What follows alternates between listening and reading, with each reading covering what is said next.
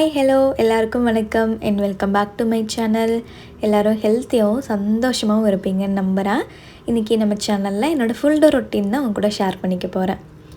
காலையில் சீக்கிரமாகவே எந்திரிச்சு சமையல் வேலையெல்லாம் ஸ்டார்ட் பண்ணியாச்சு. இன்றைக்கி பார்த்திங்கன்னா ஹஸ்பண்டும் ஆஃபீஸ் கிளம்புறாரு. ஒரு 7:30க்கு சர்வேஷ் அண்ட் ஹஸ்பண்ட் 2 பேருமே கிளம்பிடுவாங்க. அதுக்குள்ளே எல்லாமே ரெடி பண்ணணும்.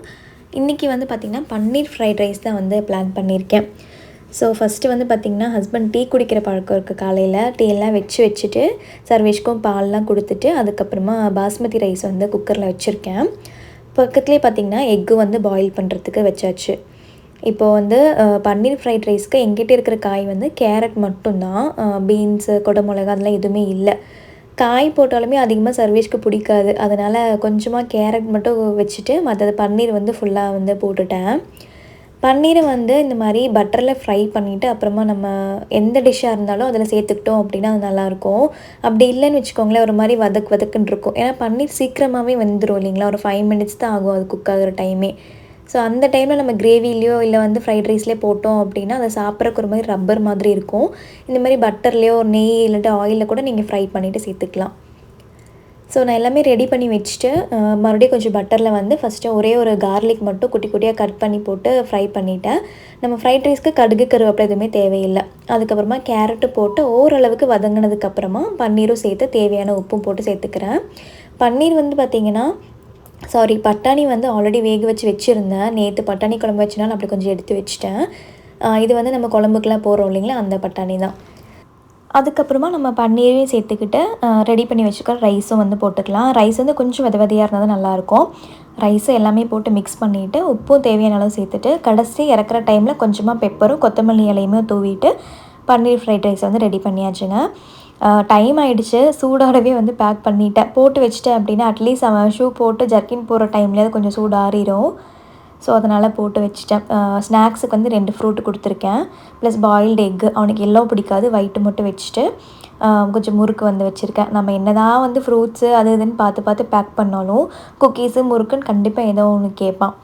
ஏதோ 1-2 சாப்பிட்லனாலும் மற்றதெல்லாம் சாப்பிடுவான்ல, அதனால் கொஞ்சம் வெரைட்டியாக கொடுத்து விட்டுறது. ஸோ எங்கள் வேலையெல்லாம் பார்த்திங்கன்னா சீக்கிரமாகவே முடிஞ்சிருங்க. லஞ்ச் பேக் பண்ணுறது மற்ற வேலை எல்லாமே. அவன் சாப்பிட்றது ரொம்ப டிலே ஆகும். ரொம்ப லேட் பண்ணிட்டான். ஒரு 5 மினிட்ஸ் தான் இருக்குது ஸ்கூல் பஸ்ஸுக்கு. அது அவசரமாக ஓடிட்டுருக்காரு.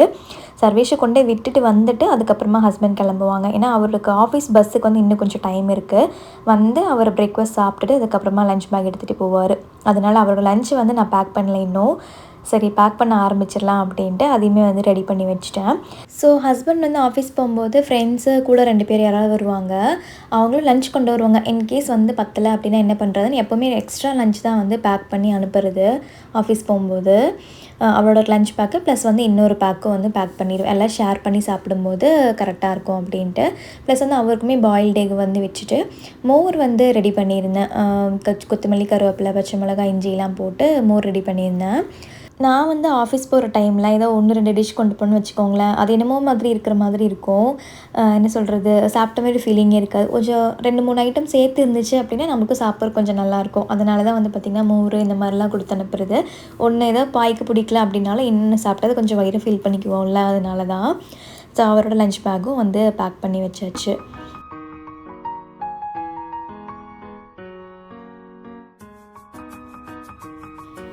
இன்றைக்கி பிரேக்ஃபாஸ்ட்டுக்கு எல்லாத்துக்குமே தோசை தேங்காய் சட்னி தாங்க. சிவப்பு கவனி அரிசி போட்டு மாவாட்டி வச்சுருந்தேன். ஸோ அதில் தான் தோசை ஊற்றி கொடுத்துருந்தேன். அது கொஞ்சம் லைட்டாக ரெட்டிஷ் மாதிரி இருக்கும் இல்லையா, சர்வேஷ்க்கு அவ்வளோ பிடிக்காது. அதனால் அவனுக்கு மட்டும் பொடி போட்டு கொடுத்தாச்சு. அமைதியாக சாப்பிட்டு கிளம்பிட்டான். அதனால தான் இன்றைக்கி கொஞ்சம் லேட் ஆனதே அவன் காலையில் சாப்பிட்றதுக்கு. அதுக்கப்புறமா மித்துலுக்கும் பார்த்திங்கன்னா தோசை ஊற்றி வச்சாச்சு.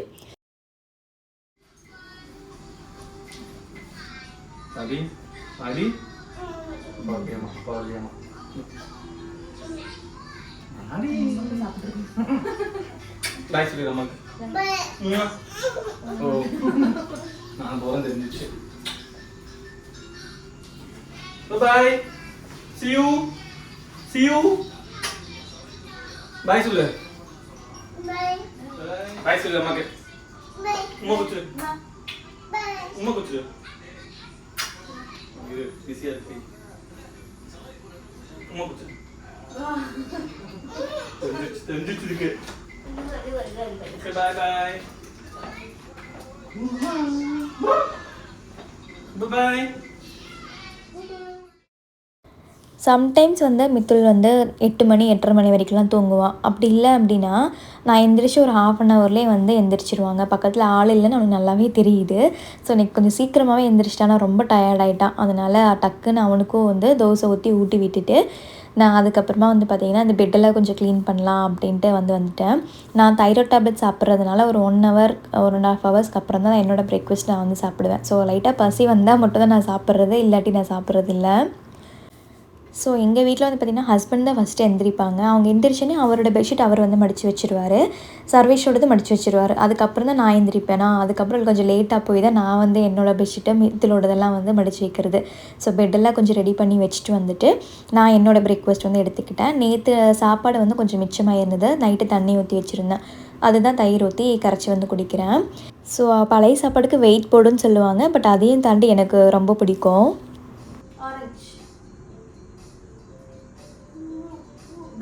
brown idu brown da brown black illa green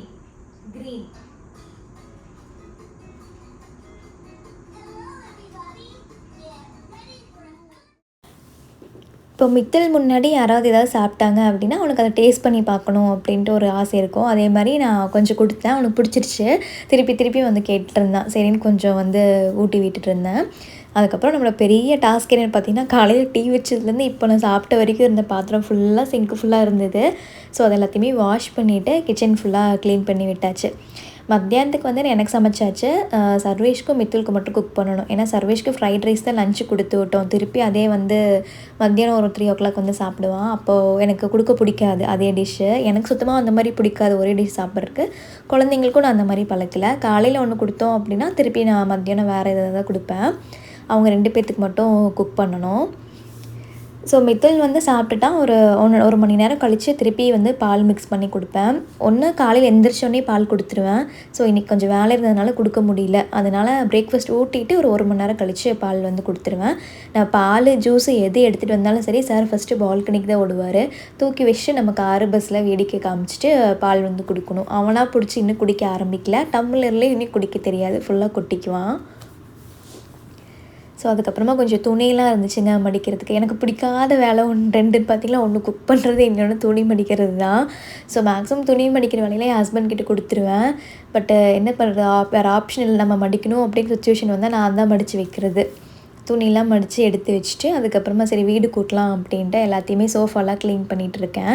so வீடு கூட்டுறதுக்கு முன்னாடி எங்கெல்லாம் டஸ்ட் இருக்குன்னு சொல்லி ஃபஸ்ட்டு நான் பார்ப்பேங்க. ஒன்று வந்து குழந்தைங்களோட அந்த ப்ளே ஏரியா கிட்ட அதிகமாக இருக்கும், அதெல்லாம் கொஞ்சம் க்ளீன் பண்ணி விடுவேன். இன்னொன்று வாஷர் ட்ரையரு. ஸோ இப்போ நம்ம துணியெல்லாம் எடுத்தோம் இல்லையா, அதில் ட்ரையரில் வந்து கொஞ்சம் குப்பையெல்லாம் இருக்கும். ட்ரை பண்ணால் எப்போவுமே குப்பை அந்த இதுக்குள்ளே இருக்கும். அது எல்லாமே எடுத்து க்ளீன் பண்ணிவிட்டு வேக்யூம் போட்டு உள்ளேயும் வந்து பார்த்திங்கன்னா ஃபுல்லாக க்ளீன் பண்ணி வச்சுடுவேன். இது க்ளீன் பண்ணிட்டோம் அப்படின்னா அடுத்தது நம்ம துவைச்சதுக்கப்புறமா ட்ரையரில் போடும்போது கொஞ்சம் ஈஸியாக இருக்கும். ஸோ அப்படியே குப்பையோடு இருந்தாலும் எனக்கு சுத்தமாக பிடிக்காது. அதனால் எப்போவுமே அது க்ளீன் பண்ணி வச்சுடுவேன் துவைச்சிட்டேன் அப்படின்னா. 2வது விஷயம் வந்து பார்த்திங்கன்னா ஸ்ட்ராலரு. மித்துல் என்ன பண்ணுவான்னா, அவனுக்கு ஏதாவது கொடுத்தோம் அப்படின்னா மேக்ஸிமம் இந்த ஸ்ட்ராலர் மேலே ஏறி உட்காந்து தான் சாப்பிடுவான். ஸோ அந்த மாதிரி நேற்று சாப்பிடும்போது பிஸ்கெட் ஏதோ சாப்பிட்ரும்போது ஃபுல்லாக உடச்சி போட்டு ஸ்ட்ராலர் ஃபுல்லாக பிஸ்கெட்டோட டஸ்ட்டு தான். நேற்றே பார்த்தா வேக்யூம் க்ளீனரில் சார்ஜ் இல்லை. அதனால் இன்றைக்கி காலையில் சார்ஜ் போட்டு வச்சுட்டு எல்லாத்தையுமே கையோடு க்ளீன் பண்ணிடலாம் அப்படின்ட்டு க்ளீன் பண்ணிகிட்ருக்கேங்க. ஸ்ட்ராலர் வந்து பார்த்திங்கன்னா, நம்ம எங்கேயாவது வெளியில் போகும்போது டக்குன்னு எடுத்துகிட்டு போவோம். க்ளீன் பண்ணுறதுக்குலாம் நமக்கு டைமே இருக்காது. அதனால் டைம் கிடைக்கும் போது அப்பப்போ ஸ்ட்ராலரில் க்ளீன் பண்ணி வச்சுருவேன். அதே மாதிரி அந்த ஸ்ட்ராலர் கீழே இருக்கிற அந்த ஸ்டோரேஜ் பேக்கில் வந்து பார்த்திங்கன்னா, நாங்கள் கிராசரிலாம் எதாவது வாங்கிட்டு வரோம் அப்படின்னா கொஞ்சம் எக்ஸஸ் ஆயிடுச்சு அப்படின்னா அந்த ஸ்ட்ராலருக்குள்ளே தான் போட்டுக்கிறது. அந்தமாரி டைமில் கொஞ்சம் ஏதாவது சர்க்கரை அந்த மாதிரிலாம் கொட்டும். அதையுமே வந்து க்ளீன் பண்ணி ஃபுல்லாக நீட்டாக ஈரத்துணி போட்டு தொடச்சி வச்சுருவேன். அது அப்படியே வந்து காஞ்சிக்கும். ஸோ இந்த மாதிரி டஸ்டிங் ஒர்க்கெலாம் முடிச்சதுக்கப்புறமா வீடு கூட்டணும் அப்படின்னா நமக்கு அந்த க்ளீன் பண்ணுற வேலை வந்து கொஞ்சம் மிச்சமாயிடும். ஸோ மித்துல் வந்து பயங்கர போர். அவங்க அப்பா இருந்தாருன்னா அடிக்கடி அங்கே போய் ஏதாவது வம்பிழுத்துட்டு ஏதாவது பேசிகிட்டு இருப்பான். அவரும் இன்றைக்கி ஆஃபீஸ் போயிட்டாரா, சாருக்கு ரொம்ப போர் அடிக்குது. ஸோ நம்ம தான் கொஞ்சம் அப்படியே என்டர்டெயின்மெண்ட் பண்ணணும். அடிக்கடி வேலை செய்கிறது, அப்புறம் வந்து கொஞ்சம் நேரம் அவங்க கூட விளையாடுறது.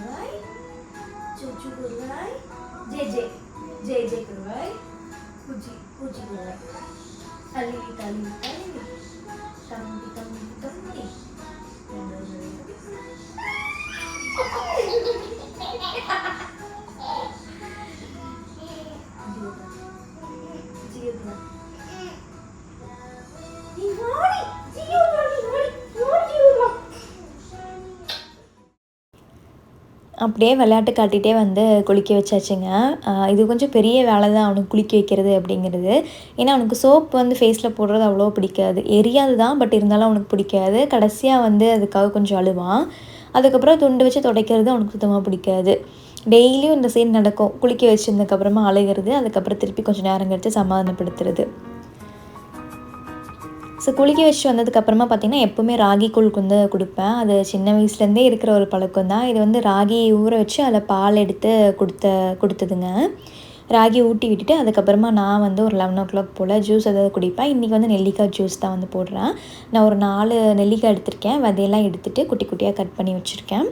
கூடவே வந்து புதினாவும் கொஞ்சமாக கருவேப்பிலையும் வந்து சேர்த்துறேன். இது வந்து ஆப்ஷனல் தான், வேணும்னா நீங்கள் வந்து சேர்த்துக்கலாம். உப்பெல்லாம் எதுவுமே சேர்த்தாமல் தண்ணி ஊற்றிட்டு நல்லா ஃபைன் பேஸ்ட்டு அரைச்சி எடுத்துக்கோங்க. இதுவே நம்ம நெல்லிக்காய் மோராக இருந்தால் அப்படியே குடிக்கலாம். நெல்லிக்காய் ஜூஸ் ரொம்ப தொப்பையாக இருக்கும், அதனால் வடிகட்டி குடித்தா தான் எனக்கு பிடிக்கும். ரொம்ப ரொம்ப ஹெல்த்தியான ஒரு ஜூஸுங்க. ஹேருக்கு, ஸ்கின்னுக்கு, ஸ்டொமக் க்ளீனிங்கு, ஸ்டொமக் அப்செட்டு, டோட்டல் பாடிக்கே வந்து பார்த்திங்கன்னா ரொம்ப ஹெல்த்தியான ஜூஸு. அட்லீஸ்ட் மந்த்லி ஒன்ஸாவது நம்ம எடுத்துக்கிறது நம்ம ஹெல்த்துக்கு ரொம்ப நல்லது. எனக்கு இங்கே நெல்லிக்காய் கிடச்சிச்சு அப்படின்னா கண்டிப்பாக நான் இதை வந்து எடுத்துக்கிறேன். குளிச்சுட்டு வந்ததுக்கப்புறமா நான் மித்துலுக்கும் சர்வேஷ்க்கும் ரைஸ் வந்து ரெடி பண்ணிடலாம் அப்படின்ட்டு ரெடி பண்ணிகிட்ருக்கேங்க. ஸோ அவங்களுக்கு வந்து பார்த்திங்கன்னா இன்றைக்கி காய் சாப்பாடு தான் வந்து மத்தியானத்துக்கு வந்து பண்ண போகிறேன். கொஞ்சமாக நெய்யும் நல்லெண்ணெயும் வந்து சேர்த்துக்கிறேன். ஆயில் வந்து மேக்ஸிமம் பசங்களுக்கு சேர்த்த மாட்டேன், தனியாக செய்கிற மாதிரி இருந்துச்சு அப்படின்னா. அதில் கொஞ்சம் ஜீரகம், மிளகு, வெங்காயம் போட்டு வதக்கிட்டு கொஞ்சமாக தக்காளியும் போட்டு வதக்கிக்கிறேன். ஸோ இன்றைக்கி வந்து நான் என்ன காய் எடுத்திருக்கேன்னா கேரட்டும் வெள்ளரிக்காயும் வந்து எடுத்திருக்கேன். குட்டி குட்டியாக இருக்கும் இல்லைங்களா, கோவக்காய், அது வெள்ளரிக்கான்னு சொல்லிட்டேன். இதையும் போட்டு நல்லா வந்து வதக்கிக்கிறேன். அதுக்கப்புறமா தேவையான உப்பு, மஞ்சள் தூள், சாம்பார் தூள், பெருங்காயத்தூள் இதையும் போட்டு நல்லா வதக்கிக்கலாம். ஸோ கொஞ்ச நேரம் மூடி வச்சிட்டோம் அப்படின்னா காய் வந்து வெந்துக்கும். நான் வந்து ரைஸும் பாசிப்பருப்பும் ஊற வச்சுருக்கேங்க. அதையும் போட்டுட்டு தேவையான அளவு தண்ணி ஊற்றிட்டு நல்லா கொஞ்சம் குழைய வேக வச்சிடுறது. இது வந்து ஒரு பருப்பு சாப்பாடு மாதிரி இருக்கும். இது சர்வேஷ்க்குமே ரொம்ப பிடிக்கும், அதனால் 2 பேத்துக்கு சேர்த்து வச்சாச்சு. அவங்களுக்கு சைடிஷ்ஷாக வந்து பார்த்திங்கன்னா முட்டை பொரியல். எங்கள் வீட்டில் வந்து இந்த முட்டை பாயில் பண்ணா அப்படின்னா மித்துல் வந்து ஒயிட்டு மட்டும்தான் சாப்பிடுவான், எல்லோ சாப்பிட மாட்டான். சர்வேஷும் அதே மாதிரி தான். அவனுக்கு மேக்ஸிமம் முட்டையே வேக வச்சு கொடுத்தா அவ்வளோ பிடிக்காது. அதே பொரியல் பண்ணி கொடுத்தேன்னா சாப்பிட்ருவான். ஸோ 2 பேரும் நல்லா சாப்பிடுவாங்கன்னா முட்டை பொரியல் தான் அது, அதனால அதுவும் பண்ணியாச்சு. ஸோ பார்த்திங்கன்னா அது சூப்பரான ஒரு பருப்பு சாப்பாடு. அதில் கொஞ்சம் காய் போட்ட மாதிரி இருக்கும். ஸோ மெத்தில் குட்டி சாப்பிட வச்சுட்டு தூங்க வச்சுட்டு அதுக்கப்புறமா நான் சர்வேஷ் வந்து ஸ்கூல் பஸ்லேருந்து பிக்கப் பண்ணுறக்காக வந்திருக்கேங்க. வேறு வழி இல்லை, வீட்டில் யாரும் இல்லை. அப்புறம் அதனால் மெத்தில் தூங்க வச்சுட்டு டோர் லாக் பண்ணிட்டு தான் வந்திருக்கேன். சர்வேஷ் வந்து ஆள் இல்லை அப்படின்னா ஸ்கூல் பஸ்லேருந்து இறக்கி விட மாட்டாங்க. அவரும் ஆஃபீஸ் போயிருக்காரு இல்லையா, வேறு ஆப்ஷன் இல்லை. அதனால் டக்குன்னு போய் கூட்டிகிட்டு வந்தாச்சு.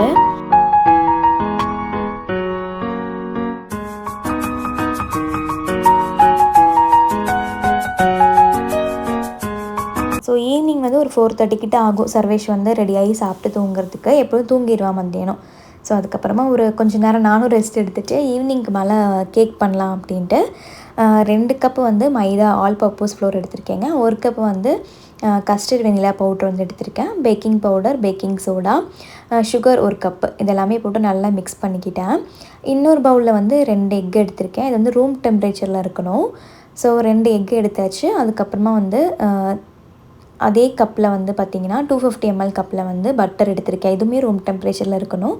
திருப்பி 250 ml கப்பில் வந்து 1 கப் காய்ச்சி ஆற வச்ச பால், கொஞ்சமாக வெனிலா எசன்ஸு இதெல்லாமே போட்டு நல்லா வந்து மிக்ஸ் பண்ணிக்கோங்க. இப்போ வந்து நம்ம ரெடி பண்ணி வச்சுருக்கோம் இல்லைங்களா மாவு, அது இது கூடயே சேர்த்து நல்லா அந்த எலக்ட்ரிக் பீட்டரை வச்சு பீட் பண்ணி எடுத்துக்கணும். ஸோ நல்லா வந்து பார்த்திங்கன்னா ஃப்ளஃபியாக ஸ்பாஞ்சியாக ஆகிற வரைக்கும் நல்லாவே பீட் பண்ணணுங்க. ஸ்டார்டிங் கொஞ்சமாக அப்படியே மேலால் கலக்கி விட்டுட்டு அதுக்கப்புறமா வந்து ஸ்லோவில் வச்சு அப்படியே பீட் பண்ணிவிட்டு அதுக்கப்புறமா கொஞ்சம் ஸ்பீட் பண்ணிக்கலாம். ஸோ மேக்ஸிமம் எலக்ட்ரிக் பீட்டரை வச்சு பண்ணும்போது தான் கேக்கோட சாஃப்ட்னஸ் வந்து கொஞ்சம் நல்லா இருக்குங்க. ஏன்னா இதுக்கு முன்னாடி நான் வந்து விஸ்க் வச்சு தான் பண்ணிகிட்டு இருந்தேன். அதுக்கும் இதுக்குமே கம்பேர் பண்ணும்போது எனக்கே நல்ல டிஃப்ரென்ஸ் தெரியுது. ஸோ அதனால தான் வந்து சொல்கிறேன், எலக்ட்ரிக் பீட்டருக்கு கொஞ்சம் கேக் நல்லா ஸ்பாஞ்சியாக சாஃப்டாக இருக்கிற மாதிரி இருக்குது. ஸோ இந்தளவுக்கு நல்லாவே வந்து பீட் பண்ணிக்கலாங்க. நல்லா சாஃப்டாக இருக்கணும். ஸோ நல்லா க்ரீமியாக, நல்லா விப்பிங் க்ரீம் மாதிரி நல்லா க்ரீமியாக இருக்கிற அளவுக்கு பீட் பண்ணிக்கலாம். ஸோ சர்வேஷோட ஸ்கூல் லஞ்ச் பாக்ஸுக்கு வந்து ஏதோ ஒரு ஸ்நாக்ஸ் கொடுத்து விட்ருவோம் இல்லைங்களா. முதல்ல வந்து கப் கேக்ஸ்லாம் வாங்கிட்டு இருந்தோம். அதில் நிறைய கலர்ஸ்லாம் ஆட் பண்ணுறாங்களா, அது அவன் ரொம்ப அடிக்ட் ஆகிட்ட மாதிரி எனக்கு தோணுச்சு. அதனால் அந்த கப் கேக்ஸ்லாம் ஸ்டாப் பண்ணிட்டு நானே வீட்டில் இந்த மாதிரி ஏதாவது கேக்ஸ் பண்ணி வச்சு ஸ்கூலுக்கு வந்து கொடுத்து விட்டுட்ருக்கேன் இப்போல்லாம். சம்டைம்ஸ் குக்கீஸு, சம்டைம்ஸ் இந்த மாதிரி கேக்கு அந்த மாதிரி கொடுத்து விட்டுட்ருக்கேன். ப்ளஸ் வீட்டில் பண்ணுற கேக்கை பையன் நல்லா விரும்பி சாப்பிடுவான் 2 பசங்களுமே. அதனால் டைம் கிடைக்கும் போதெல்லாம் நான் பண்ணி வச்சுருவேன். ஸோ இந்த மாதிரி வந்து பார்த்திங்கன்னா நான் வந்து டீ கேக் மாதிரி தான் வந்து பண்ண போகிறேன். அதுக்கு நான் இந்த டின் எடுத்துகிட்டு கொஞ்சம் பட்டர் ஷீட் அப்ளை பண்ணிவிட்டு நம்ம மிக்ஸ் பண்ணி வச்சுருக்கோம்ல கேக் பேட்டர் அதையும் போட்டுட்டு மேலே டாப்பிங்ஸ் வந்து முந்திரியும் கொஞ்சம் வால்நட்ஸும் வந்து ஆட் பண்ணுறேன். ஸோ டாப்பிங்ஸ்லாம் நம்மளோட இஷ்டம் தாங்க, உங்களுக்கு என்ன பிடிக்குதோ அதை நீங்கள் பண்ணிக்கலாம். ஸோ ஆல்ரெடி ப்ரீஹீட் பண்ணி வச்சுருந்த ஓவனை 350 டிகிரி செல்சியஸில் ஒரு 30 to 35 மினிட்ஸ் வந்து வைக்கிற மாதிரி இருக்கும். ஸோ இது வச்சு விட்டுட்டு நம்ம டின்னர் ஒர்க்லாம் ஸ்டார்ட் பண்ணலாம் அப்படின்ட்டு நான் எக்கு வந்து கொஞ்சம் பாயில் பண்ணி வைக்கிறேன். சப்பாத்தியும் முட்டை கிரேவியும் தான் வந்து பண்ண போகிறேன். ஸோ என்னடா மத்தியானம் முட்டை நைட்டு முட்டையா அப்படின்னு மட்டும் கேட்காதீங்க. ஏன்னா எங்களுக்கு புரட்டாசி வரப்போகுது, ஒரு 2-3 நாள் தான் இருக்குது இன்னும். ஸோ அதனால் முட்டையெல்லாம் முடிச்சிடலாம் அப்படின்ட்டு கண்டினியூஸாக முட்டையே பண்ணிகிட்ருக்கேன். முட்டை பாயில் பண்ணி வச்சுட்டு வெங்காயம் தக்காளி சட்னிக்கு வந்து கிரேவிக்கு வந்து கடுகு கருவேப்பிலை தாளிச்சிட்டு வெங்காயம் கொஞ்சம் வதங்கினதுக்கப்புறமா தக்காளி, எனக்கு கொஞ்சம் தக்காளி ஜாஸ்தியாக போட்டால் தான் எல்லாத்துக்குமே பிடிக்கும். ஸோ அதனால் ஒரு 4-5 தக்காளி சேர்த்துருக்கேன். உப்பு போட்டுட்டு மூடி வச்சிட்டோம் அப்படின்னா தக்காளி கொஞ்சம் சீக்கிரமாகவே வெந்துடும். ஸோ நல்லா மசிஞ்சதுக்கப்புறமா அதில் மஞ்சள் தூள், மிளகாத்தூள், சிக்கன் மசாலா தூள், கரம் மசாலா தூள் இதெல்லாமே போட்டு நல்லா ஒரு 10 நிமிஷம் கொதிக்க வந்ததுக்கப்புறமா நம்ம வேக வச்சுக்கிற முட்டையை கட் பண்ணி சேர்த்துட்டேன். மேலே கொத்தமல்லி இலையும் தூவிட்டு நல்லா மிக்ஸ் பண்ணிவிட்டு திருப்பி ஒரு 10 நிமிஷம் க்ளோஸ் பண்ணி வச்சிட்டோம் அப்படின்னா சூப்பரான முட்டை தொக்கு வந்து ரெடி ஆயிரும். இது ரொம்ப சிம்பிளுங்க. இது சப்பாத்தி, இட்லி, தோசை, ரைஸ் எல்லாத்துக்குமே ரொம்ப நல்லாயிருக்கும். ட்ரை பண்ணி பார்த்துட்டு கமெண்ட்ஸில் சொல்லுங்கள்.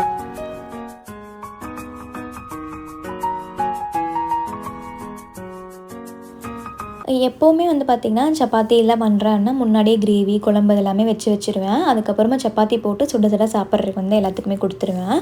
சர்வேஷ் அவனே வந்து சாப்பிட்டுக்குவான். ஹஸ்பண்டும் வந்து அப்படியே சுட சுட கொடுத்துட்றது.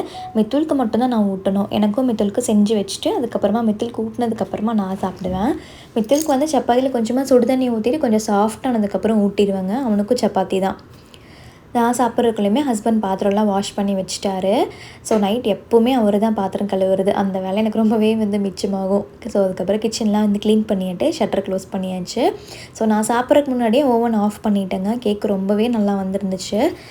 ஸோ நல்லா சாஃப்டாக ஃப்ளஃபியாக இருந்துச்சு. மேலே போட்டிருந்த திராட்சைலாம் வந்து பார்த்திங்கன்னா நல்லா கருப்பாக இந்த மாதிரி டேஸ்ட்டும் ரொம்ப நல்லா இருந்தது. ஸோ அவ்வளோதாங்க. இதோட நான் என்னோடய விலாகை எண்ட் பண்ணிக்கிறேன். ஏதாவது விதத்தில் உங்களுக்கு யூஸ்ஃபுல்லாக இருந்திருக்கும்னு நம்புகிறேன். பிடிச்சிருந்தால் லைக் பண்ணி ஷேர் பண்ணுங்கள். மறக்காம நம்ம சேனலுக்கும் சப்ஸ்கிரைப் பண்ணி சப்போர்ட் பண்ணுங்கள். இன்னொரு இன்ட்ரெஸ்டிங்கான விலாகில் உங்கள் எல்லோரும் மீட் பண்ணுறேன். தேங்க்ஸ் ஃபார் வாட்சிங்.